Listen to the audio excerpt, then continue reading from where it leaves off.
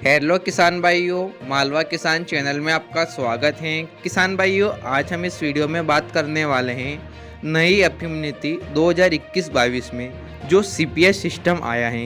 ये CPS system क्या है, किसान क्यों सीपीएस सिस्टम को हटाने की मांग कर रहे हैं, हम इस वीडियो में पूरा डिटेल से समझने वाले हैं। और किसान भाइयों, यदि आप इस चैनल पर पहली बार आए हो तो इस चैनल को जरूर सब्सक्राइब कीजिए और अपने सभी किसान भाइयों तक इस वीडियो को जरूर शेयर कीजिए जो सीपीएस सिस्टम के बारे में जानना चाहते हैं या फिर जिनकी मार्जिन 3.7 से लेकर 4.2 के बीच में आई है।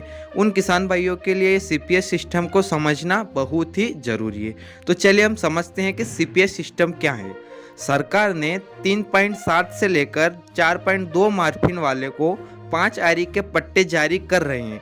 वो लाइसेंस देकर अफीम खेती का अधिकार तो दे रही हैं, लेकिन डोडे के चिरे लगाने का अधिकार नहीं दे रही हैं, बल्कि डोडे काटकर ले जाने का अधिकार कंपनी को दे रही हैं। यही सीपीएस सिस्टम है। एक बार और समझाता हूँ मैं आपको सीपीएस सिस्टम क्या है।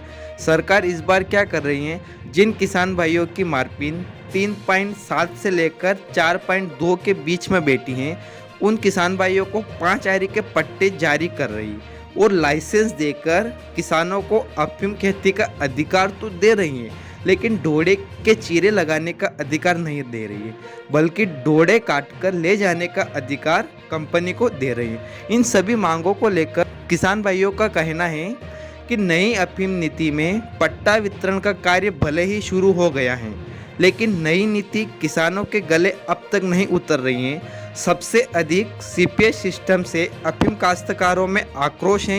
नई नीति के विरोध और अफीम काश्तकारों की मांगों को लेकर 25 अक्टूबर को बही चौपाटी पर अफीम काश्तकार संगठन धरना प्रदर्शन करेंगे। किसानों का कहना है अफीम काश्तकारों की मांगे तो सरकार मान नहीं रही है और अब पट्टे बहाल करने के नाम सीपीएस सिस्टम लागू कर दिया है। इसमें किसानों को लाइसेंस देकर अफीम खेती का तो अधिकार है, लेकिन डोडे का चीरा लगाने का अधिकार नहीं, बल्कि डोडे काटकर ले जाने का अधिकार कंपनी को दे रही हैं। तो ऐसे में किसान अफीम की खेती ही क्यों करेगा। किसानों का कहना है कि सीपीएस सिस्टम किसानों के साथ धोखा है।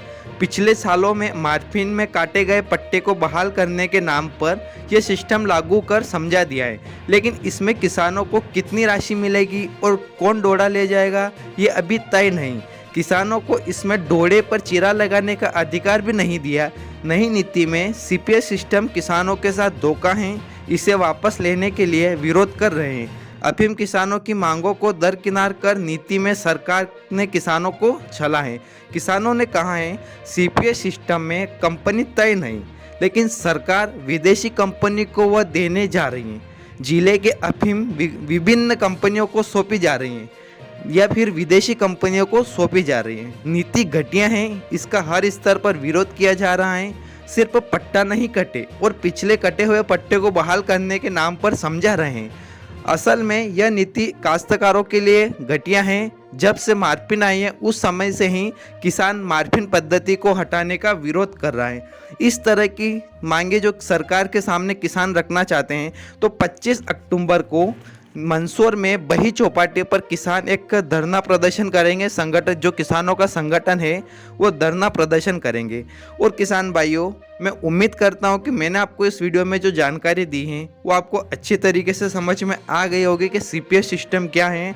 तो प्लीज़ किसान भाइयों, इस वीडियो को उन सभी किसान भाइयों तक जरूर शेयर कीजिए जो सीपीएस सिस्टम के बारे में जानना